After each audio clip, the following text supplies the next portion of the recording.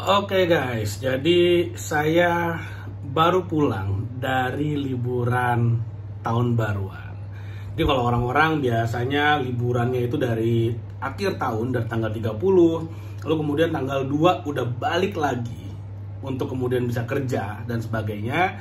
Kalau saya kebetulan extend. Extend kemarin baru balik tanggal 10-an. Baru tanggal 10 baru balik dari liburan, yang artinya kalau dari awal saya berangkat sampai kemudian saya balik itu kira-kira sekitar 2 mingguan lebih dikit. Oke, 2 mingguan lebih dikit. Nah, lalu kemudian sama liburan tentu saja ada biaya hotel, terus ke villa juga, lalu kemudian untuk makan dan segala macam, untuk main-main gitu kan, untuk mengunjungi tempat wisata ini, tempat wisata itu, pokoknya full liburan holiday yang bener-bener nggak pernah cuman stay di villa doang, stay di hotel doang, itu nggak pernah. Jadi bener-bener enjoy banget, menikmati sekali suasana liburan. Nah, lalu kemudian saya tadi baru habis nge-recap, habis hitung-hitungan selama saya liburan saya keluar uang berapa. Tapi kemudian saya hitung juga selama saya liburan saya ada pemasukan dari passive income berapa. Tujuannya adalah saya pengen tahu liburan saya itu bisa menghasilkan uang lebih banyak nggak daripada uang keluar atau dibandingkan dengan biaya liburannya. Jadi saya hitung berapa passive income yang masuk selama liburan, selama sekitar 2 mingguan, dibandingkan dengan berapa cost yang saya keluarkan untuk liburan, itu saya bandingkan. Karena gini, sebelum liburan saya udah ngitung bahwa semua biaya liburan saya itu harus dibayar oleh passive income. Tapi itu aja nggak cukup. Kenapa? Karena saya juga punya target bahwa liburan itu harus tetap bisa menghasilkan uang.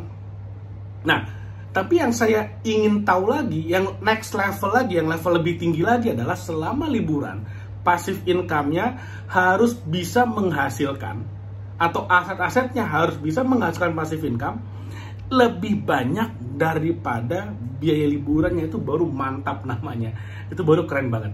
Dibandingkan kalau misalnya gini, saya kerja digaji misalnya, lalu kemudian gajinya saya tabung, lalu kemudian pas akhir tahun saya pakai buat liburan, tabungannya habis, lalu kemudian begitu balik dari liburan nabung lagi, kerja lagi, nabung lagi.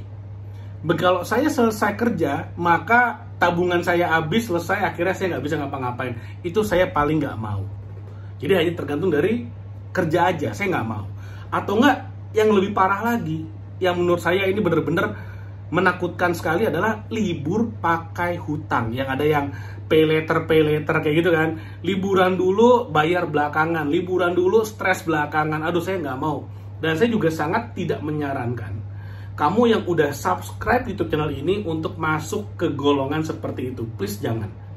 Liburan itu adalah pengeluaran yang super konsumtif. Itu konsumtif banget. Gak bisa tuh, tapi liburan adalah aset untuk kita healing supaya kerja lebih bagus lagi. Enggak. Liburan tuh konsumtif. Gak ada yang namanya liburan tuh aset, please deh gitu ya. Lalu kemudian liburan itu adalah luxury. Bayangin, udah konsumtif, habis itu mewah, ini barang mewah, liburan tuh barang mewah, dibayarnya pakai hutang. Itu nggak ada yang namanya rumus jadi kaya kamu liburan pakai hutang terus kemudian jadi kaya, itu nggak ada.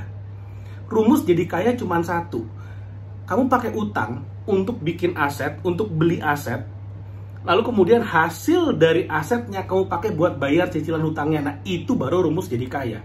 Nggak ada tuh yang namanya liburan pakai hutang supaya jadi kaya karena itu cerdas finansial. Nggak ada, hati-hati banget. Nah, yang bener adalah passive income dikumpulin itu buat liburan.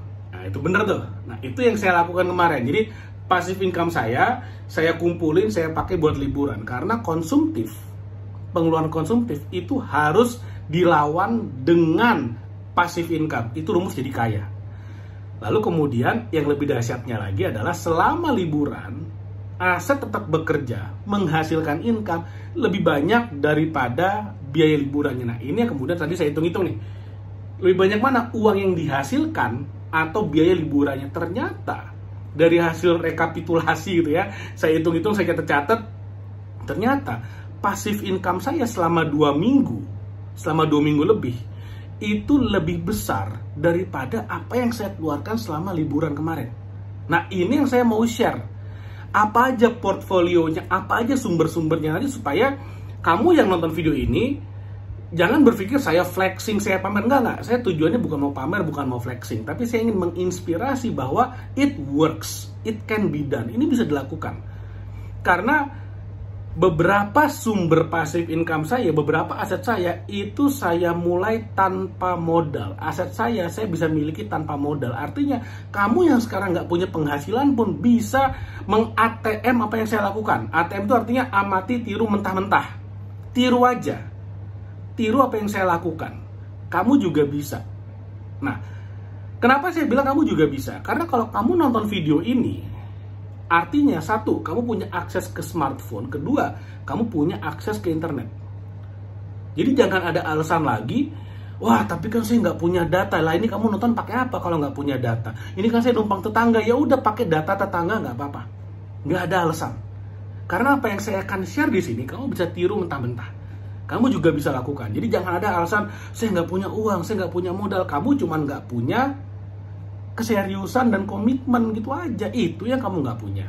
Kalau kamu nggak punya komitmen, ya mau bagaimanapun ya susah. Karena saya akan sibuk kasih solusi, kamu akan sibuk cari alasan. Saya akan sibuk kasih kamu jalan keluar, kamu akan sibuk cari pembenaran. Nah, aduh capek banget, saya nggak mau berdebat di sana. Saya cuma akan kasih kamu ide, inspirasi. Lalu kamu lakukan atau enggak, up to you. Nah, yang pertama yang saya cek adalah, saya hanya ngecek 3 sumber passive income ini. Jadi saya punya beberapa sumber passive income, saya hanya cek dari 3. Jadi saya cek, selama saya liburan, dari 3 ini menghasilkan lebih banyak atau enggak dibandingkan dengan biaya liburan saya. Yang pertama, itu adalah AdSense. YouTube AdSense, sesimpel itu. Saya ngecek last 2 minggu terakhir saya cek berapa penghasilannya, ada berapa revenue atau omset dari AdSense, dari YouTube channel yang saya miliki. Jadi nggak cuma satu, ada banyak. Saya cek satu persatu. Oh, ternyata menghasilkan sekian. Ingat loh, YouTube AdSense atau Google AdSense, YouTube channel itu gratis. Kamu cuma perlu email Google doang, akun Gmail, udah.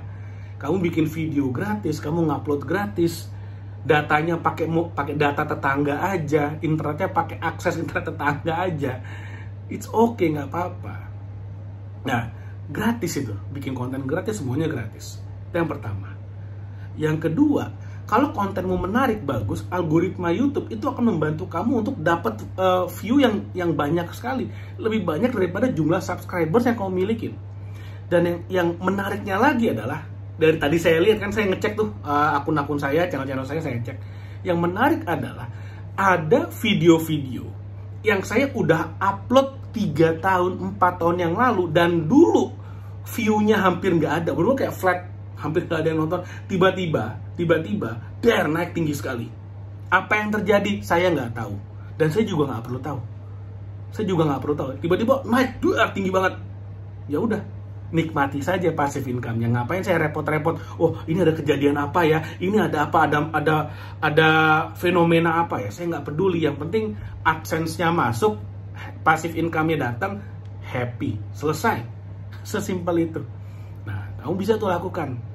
Cari aja video-video yang menarik apa sih? Bikin aja kontennya, selesai. Dan nggak usah mikir, wah kok ini nggak ada view-nya? Kok nggak usah mikir, bikin, taruh, selesai, lupakan. Move on, bikin lagi. Percayalah, kalau kamu cukup konsisten, suatu hari algoritma akan berpihak padamu. Sesimpel itu rumusnya. Yang penting konsisten, fokus, kerjain terus. Itu yang pertama, YouTube. Yang kedua, nah ini yang lebih dahsyat lagi. Ini asik banget nih yang kedua nih. Yang kedua itu adalah dari TikTok affiliate. Ini juga gratisan, men. Gratisan, TikTok affiliate itu gratisan. Saya punya beberapa akun TikTok dan masing-masing itu mengafiliatorkan produk-produk dari industri yang berbeda. Ada yang dari industri parenting, ada yang dari industri skincare, beauty and skincare, ada yang dari industri buku. Bukunya pun banyak macam-macam, ada buku bisnis, ada buku macam-macam. ada buku investasi, dan segala macamnya. Jadi dari akun-akun TikTok yang saya jadikan sebagai akun seller, di mana saya bisa tambahin keranjang kuning, saya bikin konten, tambah keranjang kuning, upload, selesai, lupakan dah gitu aja. Selama TikTok tidak di-ban lagi oleh pemerintah, nah ini akun selama kontennya juga menarik, ada yang nonton, FYP, maka peluang untuk terjadinya pembelian itu sangat besar. Apalagi akun-akun yang kemudian kontennya udah ratusan video. Enak banget. Bikin kontennya gratis. Cari barang yang mau dijualin gratis, ya kan? Bikin akun TikToknya gratis. Jadiin akun seller gratis. Cari barangnya gratis. Lalu kemudian bikin kontennya gratis, uploadnya gratis, semuanya gratis. Pertanyaannya mau ngerjain atau enggak? Mau nge-effort atau enggak? Udah gitu doang. Sesimpel itu. Itu dari dua itu aja ya. Jujur dari dua itu aja, liburan saya udah tercover. Bayangin, dari dua itu aja. Karena memang semenarik itu.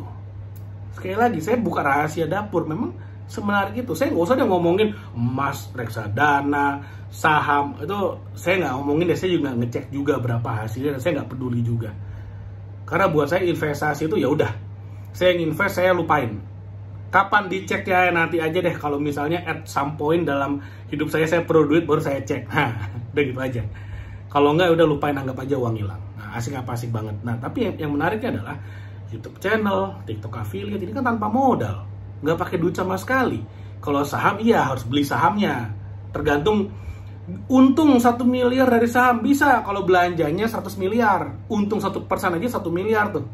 Tapi kalau misalnya dari TikTok affiliate, bayangin. Saya pernah ketemu dengan afiliator TikTok yang omsetnya per bulan tuh 1 miliar. 1 miliar. Kalau dia komisinya cuma 10% aja, itu 100 juta sebulan. 100 juta sebulan, mau tinggal di Jakarta, mau tinggal di Bali, mau tiap hari pindah-pindah villa, silakan. Hidup-hidupmu itu kan udah merdeka, bebas, santai. Nah, tanpa modal. Itu yang kedua. Yang ketiga, nah kalau yang ketiga ini memang perlu modal. Tapi ini yang sebetulnya di antara semua, ini yang paling gede hasilnya. Memang perlu modal. Yaitu apa? Dari properti. Kalau saya, propertinya apa? Ada yang apartemen, ada yang villa, ada yang hotel. Tapi semuanya, ciri-cirinya kalau saya investasi properti adalah harus dipekerjakan harian. Saya nggak suka yang mingguan, bulanan, apalagi tahunan. Nah, saya nggak suka. Harus harian. Kenapa? Karena satu, cuannya paling bagus. Kedua, dari sisi bangunan juga paling terawat kalau disewakan harian. Karena dicek setiap hari, diinspeksi setiap hari. Kalau ada rusak-rusak, dibenerin setiap hari. Kalau bulanan, apalagi tahunan, nanti begitu tenannya pergi, kita baru cek bangunannya, udah jamuran sana-sini, air udah ngerembes sana-sini, ini udah dimakan rayap, segala macam, udah telat. Sekalinya rusaknya udah berat, renovasinya mahal. Semahal harga sewanya. Oh ya, sayang banget dong. Mendingan harian. Jadi ada kerusakan dikit langsung benerin. Ada kerusakan dikit langsung benerin. Jauh lebih terawat bangunan kalau disewakan harian. Di samping saya lagi, cuannya paling gede, cash flow-nya paling bagus kalau harian. Makanya saya paling suka properti disewakan harian. Sekali lagi, ada yang bentuknya apartemen, jadi 1 unit apartemen disewakan harian. Ada yang villa. Villa itu definisinya gini, rumah disewakan 1 rumah. Jadi ada rumah disewakan 1 rumah. Kalau rumah tapi disewakan per kamar, itu namanya hotel. Hotel itu kan rumah, kamarnya banyak, disewainnya per kamar. Nah, kalau saya lebih suka harian. Jadi saya punya rumah, tambahin kolam renang, disewakan harian, itu namanya villa. Hotel juga ada, makanya income-nya bisa harian. Ketika income-nya harian, kita bisa mengukurnya enak. Misalnya liburan 2 minggu, cek selama 2 minggu income-nya berapa. Pemasukan berapa, dikurangi biaya operasional berapa, dikurangin biaya manajemen fee berapa, net income-nya masuk ke kantong owner berapa. Sesimpel itu. Nah, di sana bisa ngitung. Nah, ternyata dari 3 ini aja untuk mengcover biaya liburan itu udah sangat jauh lebih dari cukup. Itu yang paling asik. Makanya kalau kamu ikutin YouTube channel ini, saya harap nanti kamu bisa belajar gimana caranya kamu bisa liburan pakai passive income. dan selama liburan tetap menghasilkan passive income, dan passive income yang dihasilkan selama liburan itu melebihi biaya liburannya. Artinya apa? Kamu harus punya mesin uang yang terus bekerja ketika kamu lagi tidur dan kamu lagi berlibur. Nah, kalau kamu pengen penjelasan detailnya bagaimana, kamu bisa ikutan tuh di online course Jagoan Passive Income. Nanti kamu bisa lihat linknya ada di bawah, ada di description, dan ada di kolom komen dari video ini. Oke, thank you. Sampai ketemu lagi di video berikutnya. Semoga bermanfaat dan menginspirasi.